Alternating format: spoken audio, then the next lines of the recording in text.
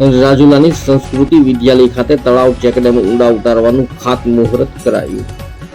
રાજુલા પંથકમાં જળ સંચયની કામગીરીમાં વ્યસ્ત થતા નેતાઓ. સ્વ ખોડાબાપા એજ્યુકેશન ટ્રસ્ટ અને શિવશક્તિ પબ્લિક ટ્રસ્ટ દ્વારા જળ સંચયની કામગીરીઓ શરૂ કરાઈ. રાજુલાના 45 ગામોમાં નાના મોટા તળાવો બનાવવાનું આયોજન. પૂર્વ ધારાસભ્ય અમરીશભાઈ ડેર બાદ સત્તાધીશ ધારાસભ્ય હીરાભાઈ સોલંકી દ્વારા તળાવો ઊંડા ઉતારવાના કાર્યમાં લાગ્યા. ખોડાબાપા એજ્યુકેશન ટ્રસ્ટ અને શિવશક્તિ પબ્લિક ટ્રસ્ટ દ્વારા આજે 83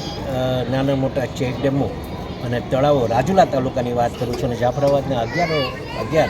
ચેકડેમ અને તળાવોનો જ્યારે આજે ખાતમુહૂર્ત કરવામાં આવ્યું હોય ત્યારે અમારા કેન્દ્રીય મંત્રી શ્રી આદરણીય CR પાટીલ સાહેબ, ગુજરાત રાજ્યના મુખ્યમંત્રી સાહેબ આદરણીય ભૂપેન્દ્રભાઈ પટેલ અને હર્ષભાઈ સંઘવી સાહેબની આજે એક નેમ છે કે ગુજરાત રાજ્યમાં જે કાંઈ વરસાદ થાય છે એ વરસાદનું પાણી ગામનું પાણી ગામમાં, ઘરનું પાણી ઘરમાં અને સીમનું પાણી સીમમાં એ જ દિશાએ જ્યારે કામ કરી રહ્યા હોય ત્યારે આજે દરેક ગામડા નાના મોટા તળાવો ઊંડા કરવા માટેનું JCB આજે જ્યારે